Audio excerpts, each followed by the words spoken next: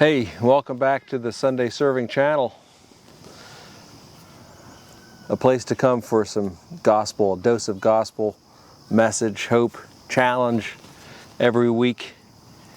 Let's look at one of those parables from the Gospel of Luke. I think this one, it's interesting. I like this parable. It's got some challenge. It also has some encouragement in it. From the 16th chapter of Luke, the parable of the dishonest manager. How many of us sometimes are dishonest? Well, there's a lot to read into this and to take into our own lives, I think. So here it is. He also said to his disciples, there was a rich man who had a manager, and charges were brought to him that this man was wasting his possessions. So Jesus often used real life examples in his parables. So a rich man had a manager managing his property, and this guy that was very trustworthy, that was managing everything for this rich owner, charges were brought that he was committing fraud. He was dishonest. Pretty serious stuff, right? And he called him and said to him, "What is this I hear about you? Turn in the account of your management, for you can no longer be manager." So again, we can think big, God in charge of all of our lives. We have to make it, all of us will have to make an account, rich or poor, important or lowly. We'll all have to give an account to God for how we use our time, how we use our energy, how we use our love. So here, this guy was called to account, and not only that, he was fired. I don't know if any of you have been in a situation like that where you're fired, everything you know is gone. Why did Jesus tell the story? Let's go on. And the manager said to himself, "What shall I do? What should I do? Since my master is taking the management away from me, I'm not strong enough to dig, and I'm ashamed to beg." So all he knew was going to be gone. All he knew how to manage things. He didn't know how to do some real physical labor. He says he couldn't dig, he couldn't go out and be a laborer. He was too ashamed to beg. What should he do? I've decided what to do so that when I'm removed from management, people may receive me into their homes. So he was starting to think, how can I turn this bad situation into something more tolerable so that other people, maybe who I took advantage of or lorded over, will help me in my time of difficulty. So summoning his master's debtors one by one, he said to the first, "How much do you owe my master?" He said, 100 measures of oil. He said to him, "Take your bill and sit down quickly and write 50. Then he said to another, "And how much do you owe?" He said, 100 measures of wheat. He said to him, "Take your bill and write 80. That's interesting. So this was his plan. He went and got together the people that owed not him, but his master money or possessions or things, right? And he cut a deal with them. So he turned the situation around. He said, all right, let me do something good for someone else here, who maybe to this point I haven't paid attention to. It was actually dishonest what he was doing, because it wasn't his money, but he was trying to use the situation. But why did Jesus use this example? He goes on with the story here. The master commended the dishonest manager for his shrewdness. So the master, when he heard about this, said, "Hey, good job. That was pretty shrewd. I understand what you're doing there.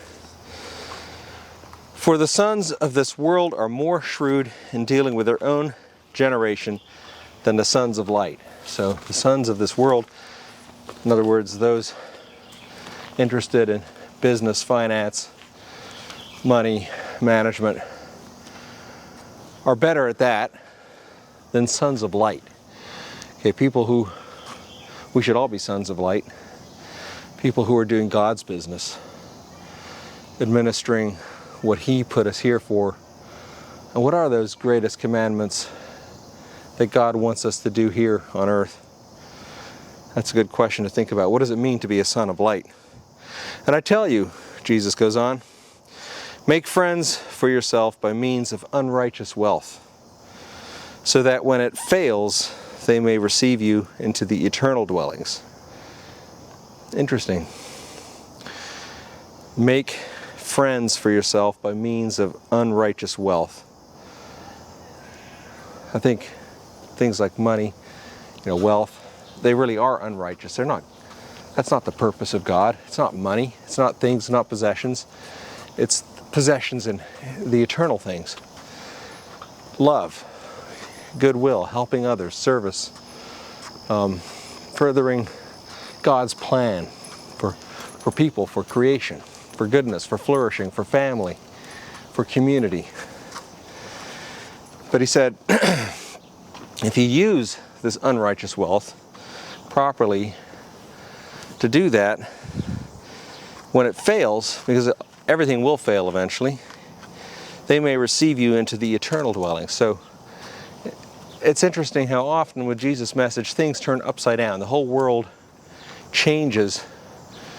The Sermon on the Mount, the Beatitudes, blessed are the meek, for they will inherit the earth. Everything turns upside down when we pay attention to God's true will and law and Jesus' message of love and sacrifice.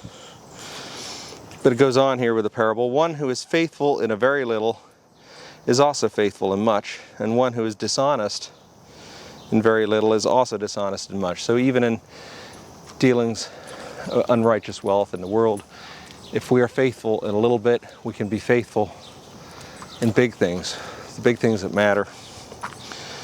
If then you have not been faithful in the unrighteous wealth, who will entrust you to the true riches?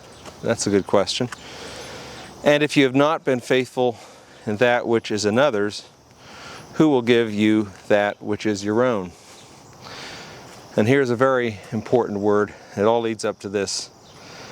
No servant can serve two masters, for either he will hate the one and love the other, or he will be devoted to the one and despise the other. You cannot serve God and money. Other translations say you cannot serve God and mammon. So things of this earth, money, mammon, wealth, you have to